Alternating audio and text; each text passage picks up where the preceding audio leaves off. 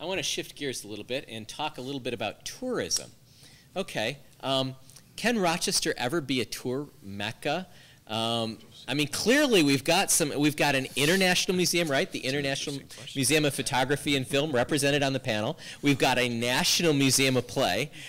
Can we ever become a tourist mecca? What do you think? What are the panelists' thoughts on this? And if so, how do we become that tourist mecca? Well, not actually talking immediately about art and culture, I wanted to just point out one thing that I was pleased to see on the survey, because I don't feel that people talk enough about it, certainly as it appeals to a certain segment of tourists too, is outdoor recreation. And I've been involved with a committee of the Visitors Association where we've been looking at what are some new niche markets just to see if there is some growth rather than just trying to be all things to all people. What are some of these segments that we can go after? Certainly families is one of them, but we've also discovered, as we brought in some people to talk about what are some of the assets in Rochester, and we have a tremendous trail system for hiking and biking. We have, with the canal and the river, a lot of basically soft adventure, kayaking, canoeing, and there's a huge market potential there. And so that's one thing I was so pleased to see as part of the survey, and now it's the New Market Implementation Committee that the Visitors Association is doing, but that's one of the areas that we're really looking at, is some of these that you wouldn't, that aren't the most obvious as just general tourist attraction. I would say certainly, I mean, from Eastman House, I am forever hopeful that we will become a tourist mecca. I see that one of our potentials, too, I mean, when I look at, for instance, the number of tourists that go from New York City to Niagara Falls and stop at Corning Museum of Glass, which is just 90 minutes away, that there's a real opportunity for us to try to reroute that traffic up to Rochester.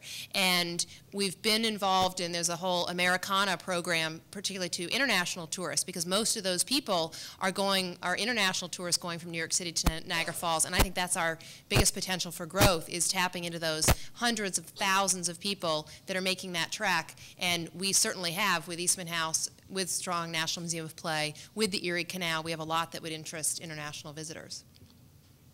I think there are a couple other things we should keep on the radar screen too, that two which I think are unusual and have been very surprising in the impact that they've had on our tourism market.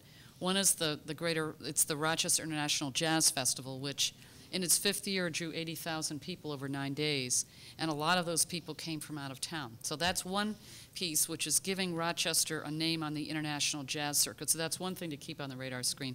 Obviously, Eastman House is, you know, way up at the top, and the Strong Museum, National Museum of Play, is gigantic in its impacts, and we're being told now one of the top 2 children's museums in the nation. So that's huge, and we're drawing large crowds.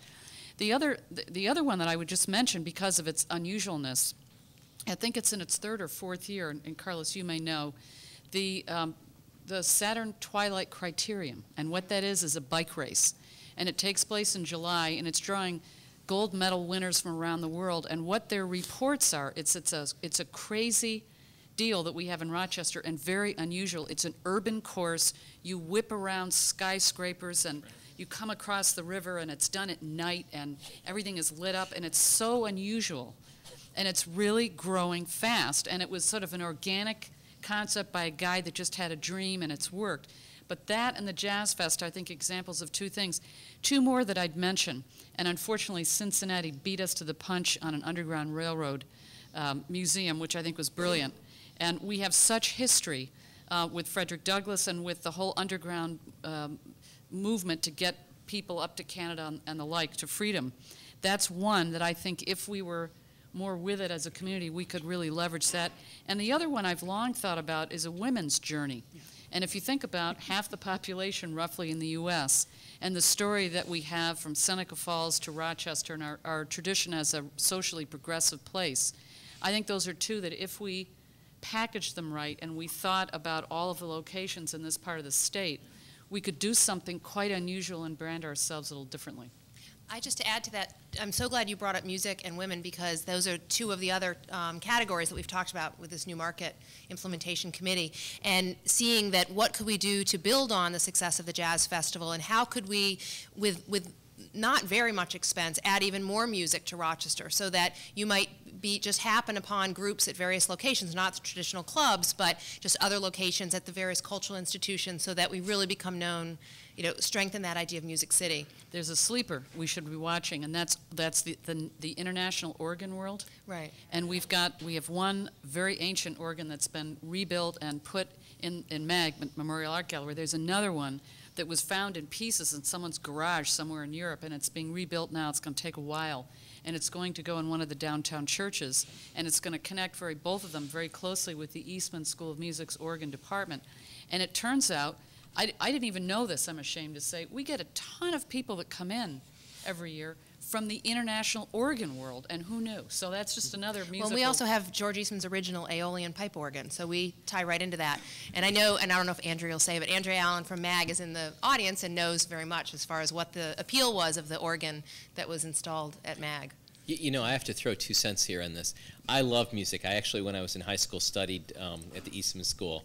And I've lived in New York and Boston. I've spent a lot of time in Chicago, and I spent a heck of a lot of time in Kansas City. I have to say, Rochester has one of the strongest music programs. When I was in Kansas City, every year I went to something called the Spoleto Festival in Charleston, South Carolina.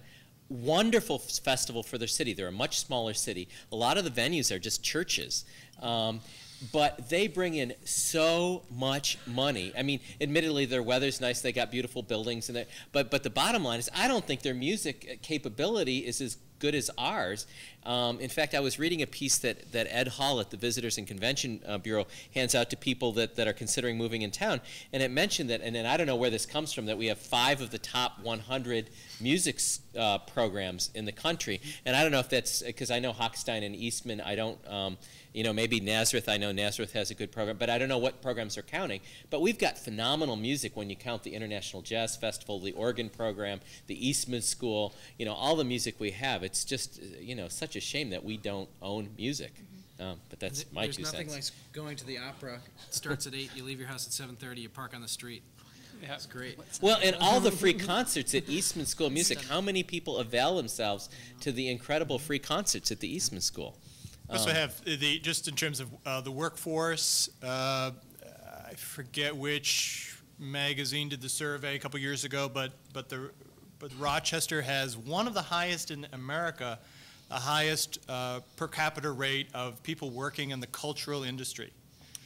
So just in terms of a job engine, an economic engine, there's actually, we have 50 people working full-time here, and all of these institutions, whether it's music or whatever, there's actually a very strong job engine in culture here in Rochester. Again, it's the getting to the people.